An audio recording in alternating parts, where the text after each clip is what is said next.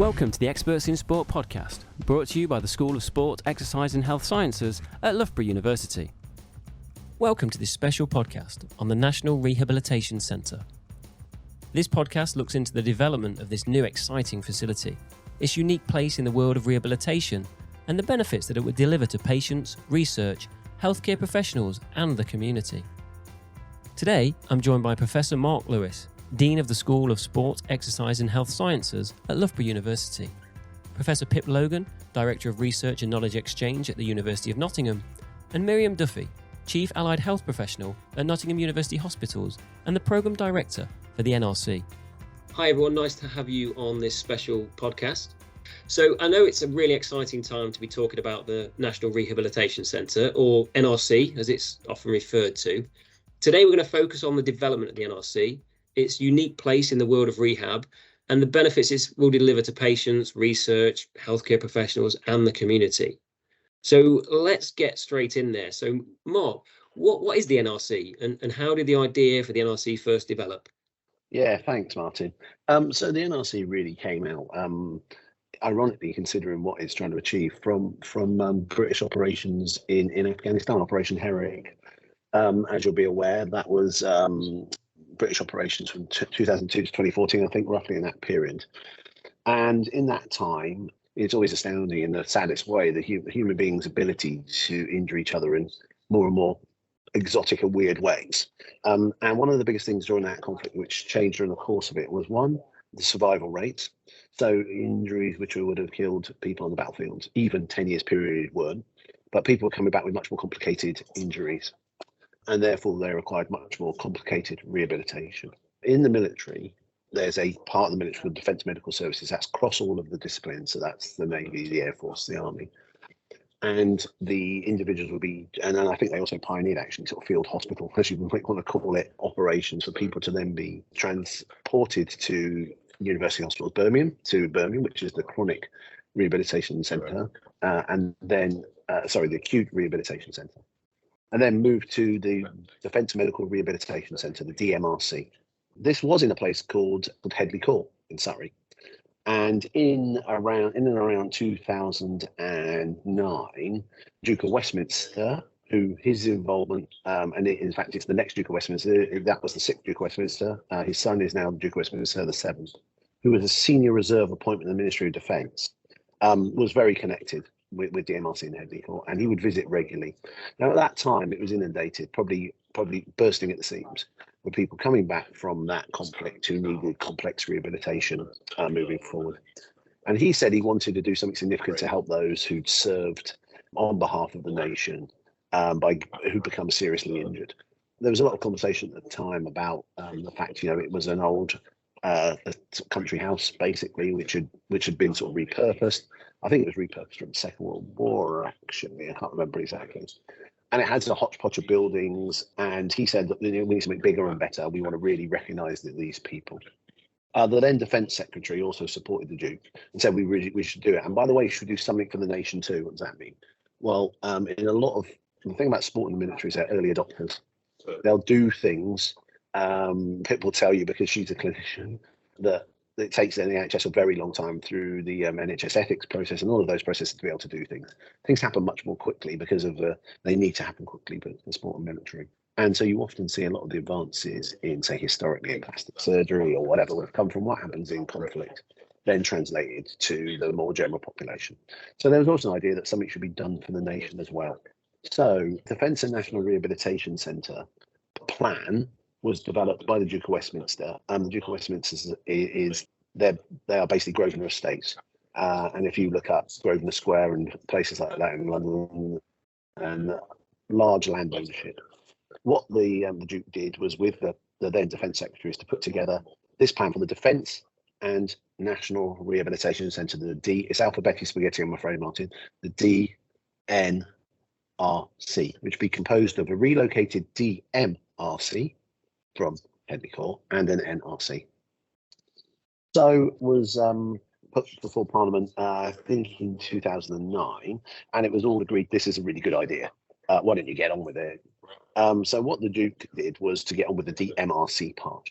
because there were two things which needed to happen. One, the MOD would need to agree to relocate its services from Headley Court to Stamford, to the new location. It happens to be Stamford Hall. I've dropped ahead of myself there, to the new location. And secondly, the Department of Health would agree to fund an NRC.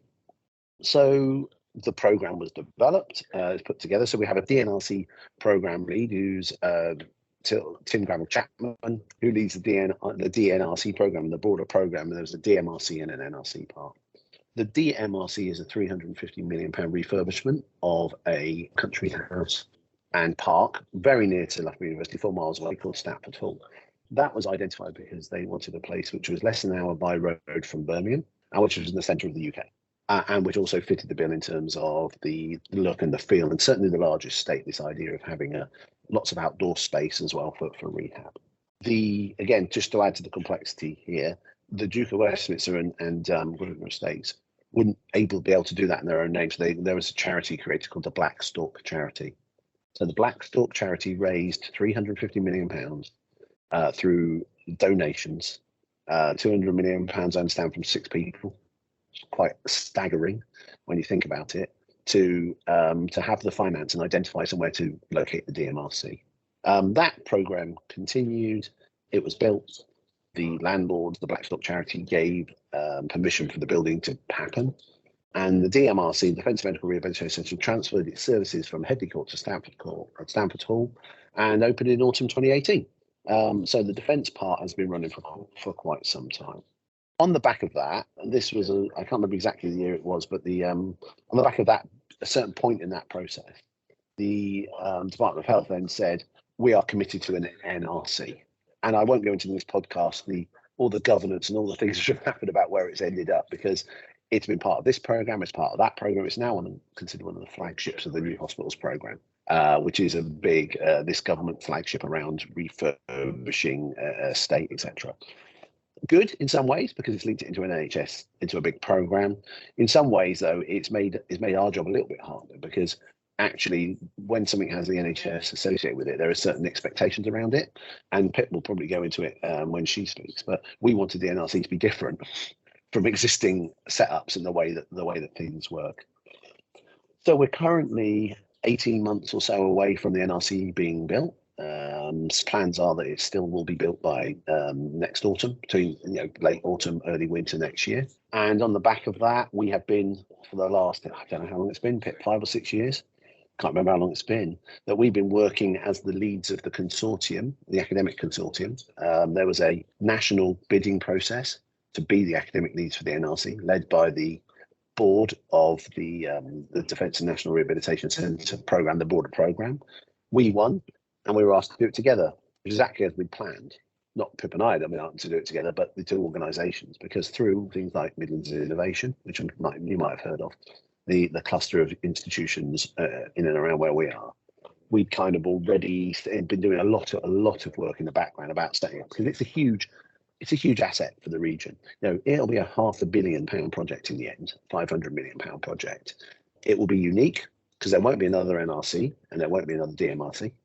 It will bring huge opportunities both locally. I hate using the word locally, it sounds parochial, because this is an international programme. That's what it's supposed to be about.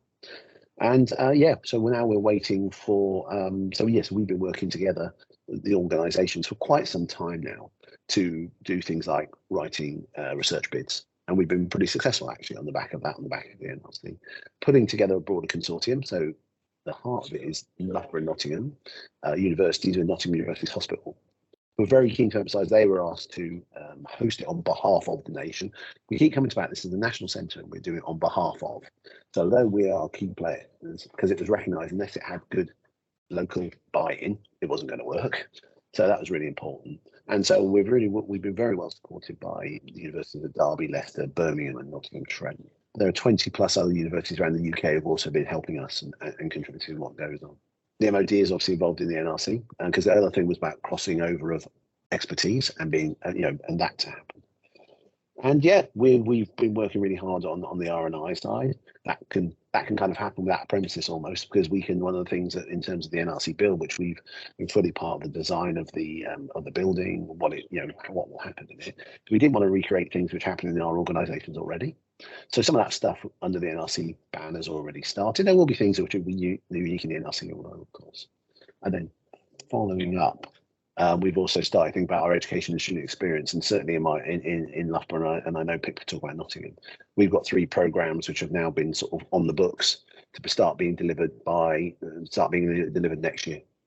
So I hope that helps. But that kind of gives you a bit of a sense of where we are, and we've been trying to sort of raise the flag and shout about this for a long time, because of the process in government to release the money, called a Green Book process. There are points you're not allowed to say anything because of public consultations and public inquiries and sort of things. You're not allowed to say anything. So, it's like been the worst kept secret in the world at one point.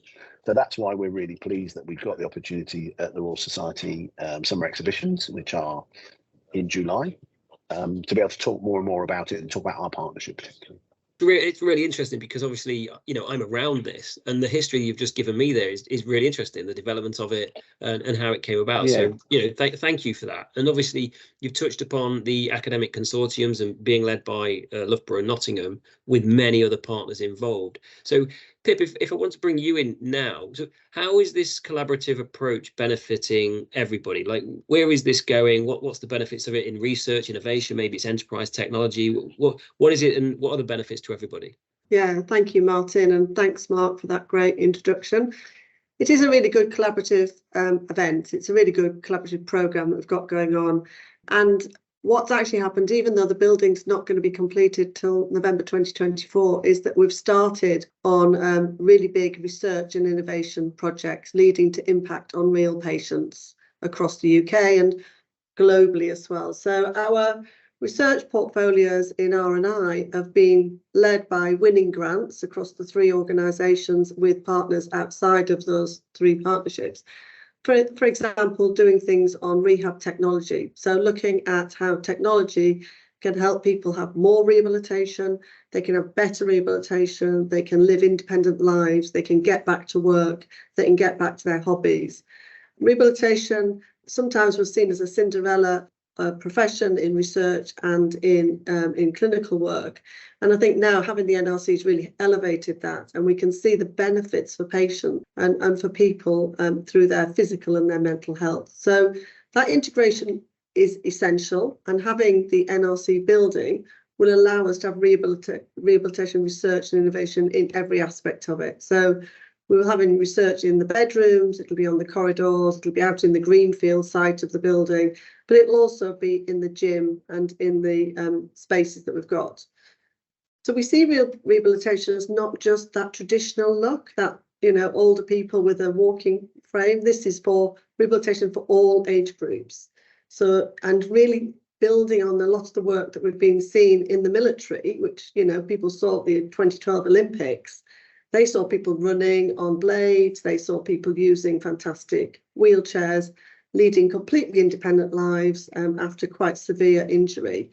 And that's what we're hoping and aiming for the rest of the population of the UK, to have that opportunity, which maybe they've not been able to have in the past or in the last few years. So we've won a lot of grants. We've been particularly supported by the EPSRC, the NIHR, the MRC in winning these grants. And that's really shown that the name of the NRC is getting out there. The National Rehab Centre is becoming really internationally well known. We've been asked to go and give talks around the world, and we've been to visit other rehab centres around the globe. I was out in Australia.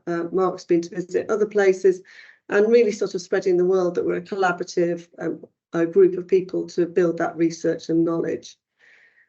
In that world, we've also built a really good patient and public involvement group where we have people meeting every month to discuss research and to discuss innovation. People who've had lived experience, so they may be out of the NHS or they've passed through one of our rehab centres in the UK, and we're bringing them back to help us with our new grants and our new innovations. So, helping us work out what the next set of blades would be like, what the next set of prostheses would need to be, what equipment people might need in their own homes so they can live independently. So it's really a collaborative approach. And as Mark says, working across all those other 22 universities that we've been really coming to our meetings and engaging with us. We've built a really good portfolio of education and training between the two universities and Nottingham University Hospitals Trust. And we're aiming to be developing training for all levels of rehabilitation. So some will be postgraduate, some will be PhD level, and we've already got PhDs started. They're in their we'll be going to our third year in September on topics wide ranging: mental rehabilitation, rehabilitation for spinal cord injury, rehabilitation on insoles, on muscle development, on growing new muscles in laboratories for people with rehab things. So the portfolio is broad. It's quite vast when you start looking at rehab in that bigger picture. And then our training courses are reflective of that. So we are developing, as Nottingham University's got 4 new master's courses, Loughborough University with Mark's got 3 new master's courses, but also we've developed continuing professional development courses, so shorter master class courses. We've been running them at the moment on one-day courses, but we hopefully that they'll be longer. And that's attracting international interest in really new and innovative topics. So looking at cognitive rehabilitation and respiratory rehabilitation, which maybe have come out of the pandemic, people suffering more with long-term cognitive problems or long-term respiratory problems. So looking at society, looking at what we've got in society, and really making it fit to society's needs. The other bit we're really keen on working with is industry, and we've put in a few bids with industrial partners, and we're writing one at the moment with industrial partners, and I think that's really crucial for us to be able to span across not just the NHS but our other partners, and making sure that they are in at the very beginning of our grant thought processes and really adding depth and knowledge to the research and the education side. So for the in the education, obviously there's rehab medics, so there's medicine students, there's nursing students, physiotherapy students, occupational therapy students, speech and language therapy students will all benefit from the building. They will all be people going into the building, doing their research, doing their teaching inside the building, working alongside their NHS colleagues. And that integration of working together, to the public might sound perfectly normal, but actually it's quite new and quite innovative. It's quite a new way of having the mixture of students from universities and the public in working together. So there's that, but also there's the engineers who will be in the building, and the physiologists. We've got a clinical research facility inside the building, so we'll be able to do trials on drugs maybe, and consideration of imaging ideas. So really sort of broadening that spectrum of how the public see rehabilitation. You've just hit the nail on the head with that last comment about how the public see things, because through what you've been saying, I've just been thinking, wow, that the depth of what is going to be going on here is massive. And these podcasts are all about bridging the gap between academia and professional practice. And those listeners that might be listening, and sometimes the perception of research is, research is just for research's sake and things like that we've all heard before. It's certainly not the case here. And it's certainly not the case with these two institutions that are coming together. And this kind of outcome, sounds amazing. The key things there around research and education and industry coming together as collaborative partners is absolutely brilliant. And I know earlier you mentioned, obviously, Nottingham and Loughborough are leading on this. There's many other partners. What is it specifically that Nottingham and Loughborough are bringing to the table in terms of their knowledge and contribution, and how is each party benefiting from that? So obviously the two universities worked really closely before the NRC came along. So big areas in sports exercise from Loughborough University, a lot of physiology from Mark's own work, and muscle growing, and cellular level research, which obviously cuts across both universities. The University of Nottingham also had a 30-year investment in rehabilitation research, and I'm an occupational therapist. I've come through that programme. So Mark's a physiologist, so the two of us combined bring quite a lot of breadth to that programme. But obviously the the University of Nottingham does a lot of research in applied health research, social care research, applied health research, so actually how it impacts on people, how people do exercise, how they maintain their health in the community, how they manage to live with multiple sclerosis, having had a stroke, maybe how they live with they've had an amputation or a head injury.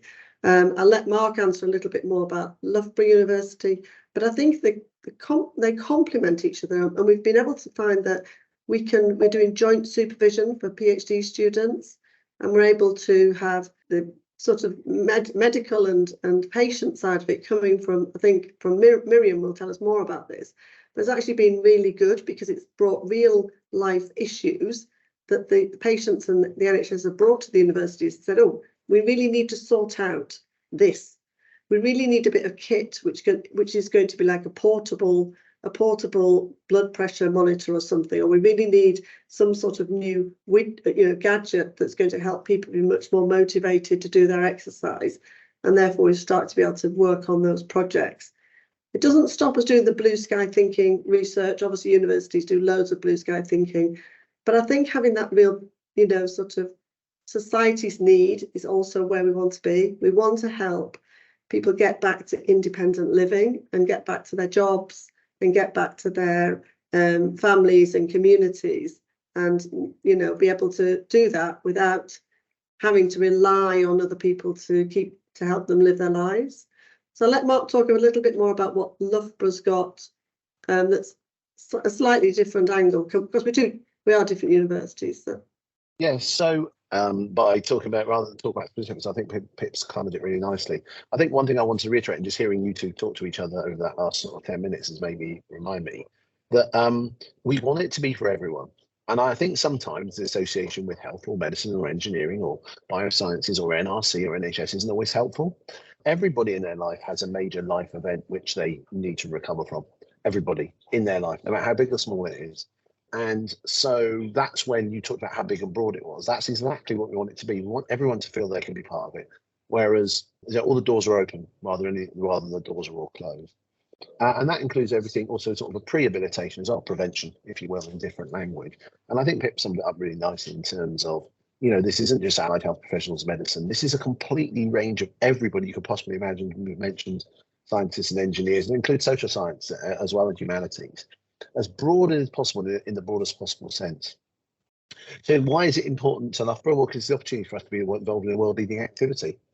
And there aren't many of those that organisations get the chance to be involved in, and this is one of them. But really nicely discussed how it brings lots of different things together, which seem disparate.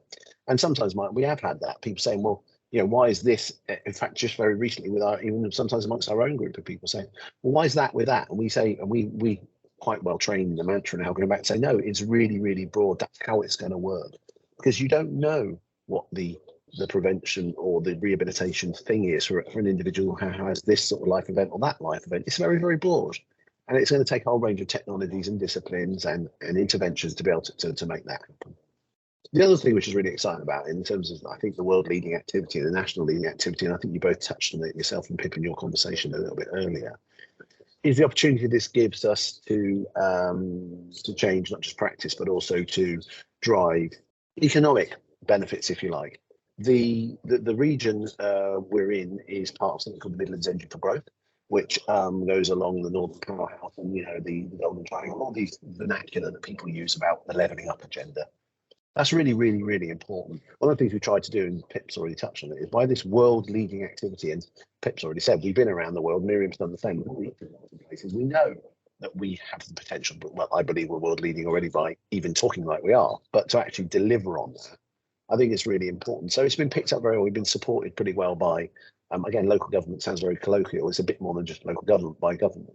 Around opportunity zones, for example, there are a number of science and enterprise parks in and around all of our regions, where we're talking about rehab zones, for want of a better description, where incoming investment from international countries will come to and want to set up in and around where we are. We believe, because of the expertise of our Nottingham universities, and they've worked together historically for a long time and will continue to do so in a number of different areas, make it very attractive to organisations, the NRC, the DMRC, and we're involved in something called the National Centre of Sport and Exercise Medicine together, ourselves, Nottingham and NUH, the FA Centre at Burton. There's so many things in that infrastructure, which mean it should be the place that the world wants to come and play in this space. So if you ask me what it brings to Loughborough, I think that's what it brings. I think it brings the opportunity to work with brilliant partners on something which really matters to change the world. There you go. Minor I like it. I did some work a little bit on innovation ecosystems, and it sounds like a very good innovation ecosystem is well, it's already there and is developing further. So at that point, we will bring Miriam in. So Miriam, thanks for joining us. It's a pleasure. Hello. Hello. We've been talking about the benefits, the collaboration, the history of the NRC, and obviously touched upon the kind of academic research and industrial partners. But it'd be good to hear from yourself around the clinical benefits that this will bring to the healthcare professionals, patients, and the local community. So could you give us some insights into that, please? Absolutely. So as Mark and Pip have both described, this is an acutely important programme of work which has been going on for some time, but will also continue for some time to come as we open the centre and beyond.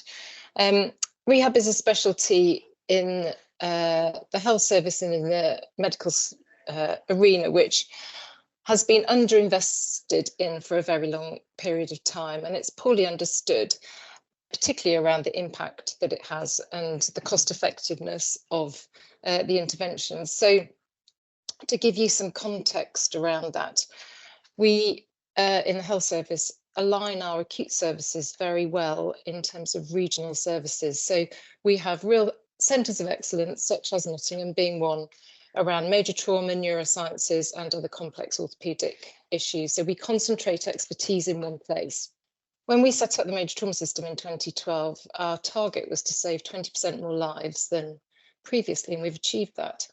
Unfortunately, those people are seriously injured and require a degree and in some cases extensive period of time in rehabilitation to regain their former activity, both in terms of social, psychological, as well as physical health, to then participate as much as they can back into society and ultimately hopefully work. So 40% of major trauma patients require this specialist inpatient period of rehabilitation, but only 40% of that, 40% have access at the moment because the deficit is so large. And we know that it works. So over that person's lifetime, if they do access rehabilitation, we save over £500,000 in not needed ongoing health and social care costs. So economically, whichever way you look at this, it makes perfect sense. But more in terms of the impact on the individual, we have a duty of care, don't we? If we're going to save somebody's life, then to help them make the most of that opportunity. So as Mark said, many people will come across periods of their life where they are in difficulty because of injury or illness. And it is our duty to be able to enable them to get back to that social and work activity. So learning from best practice around the world, and we've done extensive research on this, as you might imagine. What we found was our access into rehabilitation services in the UK is really narrow. So it really depends on the type of injury you have. And for people with neurological issues, we cater relatively well for. But for somebody with general deconditioning after a period of time in hospital following extensive surgery, for example, or complex orthopaedic type injuries, we don't cater well for at all. So a lot of our learning has been in that front end, Martin, in terms of how people access rehab services and who can access rehab service. So we've really opened the lid on that and taken it as broad as we possibly can. Looking then closer back to home in terms of how our defence medical services practice and the military offer and the intensity around that has made us think very, very differently about what we can deliver as well. So bringing all of those disciplines together, as Mark and Pip have described, not just clinical, but people with technological and engineering and other expertise to really enhance that person's day so that they are active and promoting their recovery in all sorts of different ways to how we currently deliver that, so that we're really transforming outcomes. So one of the measures we will use is how many people return to work. And at the moment, after a major trauma injury, at 6 months, only 35% of our population is returned to some form of employment. And across Europe and the States, that figure is between 50 and 60%. And of course, in the military, that's much higher again. So whichever way you look at this, again, the delta is quite large. That's not to say we don't have the expertise, because we absolutely do. The investment just hasn't been there. It's a really good insight, and again, you've just really added to what's been said already by Pip and Mark in that clinical space and around the impact of what this work is going to have for people. So, what kind of facilities are there at the NRC that are going to enhance this impact? Like, what does it paint the picture? What does it look like in this facility, and how does it all come together? So, building a building is really exciting, right? So we've started from scratch on this, and as I said before, looked at centres around the world which do this really well, and we've taken different ideas from those centres and put them together in the NRC. And we're also lucky enough to be on the Stamford Hall Rehab Estate, which has fantastic facilities in its own right, both outside and inside. So we have sharing opportunities with the Defence Centre around some of the very high-tech equipment that they already have. So we haven't been duplicative, been very careful not to do that. And in making the most of the public money that's been put into this, we've been careful to create space which is state-of-the-art, facilitates innovation and thinking broadly, which isn't designated into different areas. So all the space is collaborative, and that's a really key part of the NRC. So everybody who comes through the building will be consented to participate in a research trial, and that will be an expectation of all of our patients, but also beyond NRC. But the researchers, the academics, the teachers and trainers and the clinicians will all be working together in that same space. So to translate that learning into clinical practice as quickly as possible. So yes, of course, we have gyms and we have lots of clinic rooms for one-to-one sessions. We have big, wide open spaces where we are enabling people to transport themselves around as much as possible. So we've tried to take away the barriers to people being independent in that building, so that we're facilitating their independence right from day one. And part of that is space, part of that is technological, and part of that is the attitude and the culture that we're building around that centre for people to do that right from the start. So, for example, if you're day 1 or 2 into your admission, you might still be pretty acutely unwell, and the day might look very different if you're just about to leave home. So, but a rehab activity would still be counted as not having somebody wash and dress you, doing that as much as you can for yourself, even if that takes 2 or 3 hours, it doesn't matter. So the whole point is that we turn this on its head and enable that independence. So big, wide open spaces, lots of glass, very light and airy. It doesn't feel like a hospital because it isn't a hospital, and that's really important. And again, access easily to outside space. So if you can't physically access the outside, there are very easy ways that you can see the outside. So all the patient rooms are facing down across the estate with fantastic views, for example. But equally, in between the 5 pavilions, there are different garden areas for different activities, and it's easily accessible. So we're hoping that people really, in the nice weather like we've got at the moment, will spend as much time outside as well as inside in their rehab journey. The main thing I've just taken from that, and obviously listeners, you can't see people's faces, we're on Microsoft Teams, we can look at each other, is you talked about a few things there. You described the building, but the smile on all 3 of your faces on this, and the nodding that's happening, and you talked about culture, and this culture of bringing kind of academics together and research together and practitioners and patients is brilliant. But how excited and passionate you all look about this is my main take home. So I'm just trying to get that across to the listeners. This is something that you guys have worked on hugely, and you clearly cannot wait for this to open and for the impact it's going to have. Just think you've hit nail on the head there, Martin. I think culture is a really important thing. I don't really want this to be, I've made this point, and I've got to be careful about how I say it, but this isn't about illness and injury. This is about living. This is about rejuvenation, regeneration. And that's why it isn't just a medical school involved. It's all of other bits of Nottingham University. It's our university, because it's about living your life the best you can live.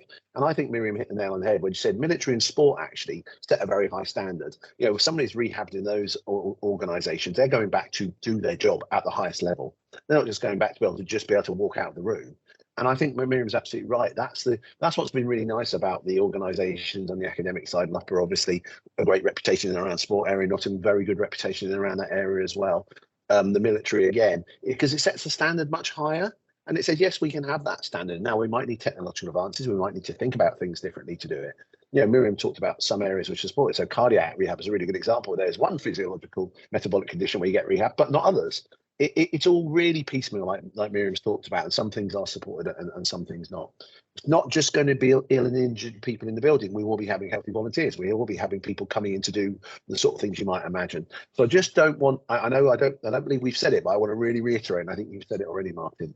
It's for everybody, no matter where you are. And of course, the more we can prevent, the better, right? Because that means that a lot of the other stuff is then not needed at all. And that's where we want to. So it really is it's about people and about lives. It's not about illness and decrepitude and, you know, people being stuck in a corner. And I think that's what's really most exciting about it, because it's everyone.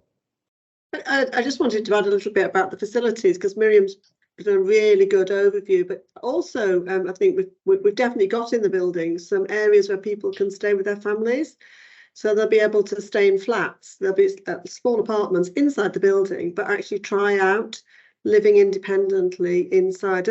And you know, I'm quite an old occupational therapist. We used to do that quite a lot, but that's disappeared. And I think that's really innovative. So people, you know, if they've had a major trauma and then they're in this building, that it's very fearful for them to go home, but they're going to be able to try out living in those flats inside the building and have family members come and join them there, and then also be able for them to take part in the research and the teaching as well alongside it. So I just wanted to make sure people understood that it was about that whole life of, as Mark said, getting back to work, working with social services, working with healthcare providers from other areas, and then keeping in touch with the patients after they've left the building, so that we're not just saying, right, you know, we've discharged you and that's the end of that. This would be a sort of longer process. Thanks, Pip. And Miriam, did you want to add something?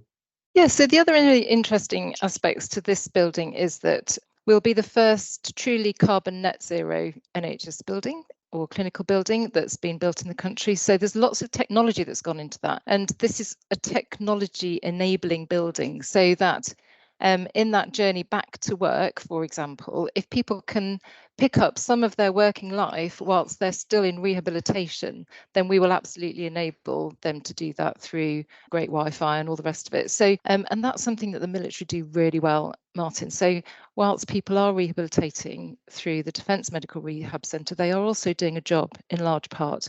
So whichever aspect of that part of their employment they can continue with, we will also help our patients to do that too. And that's very different to what we do at the moment. Thanks, Miriam, and thanks all of you. We're currently coming out to running out of time. So I really want to ask you one more thing before we kind of summarise, and that was, if you guys all had a crystal ball and we could sit back down in 10 years' time and say, wow, wasn't that amazing? What impact did we have? What would that look like? What impact would this have, and can this have in 10 years' time? Pip, would you like to start?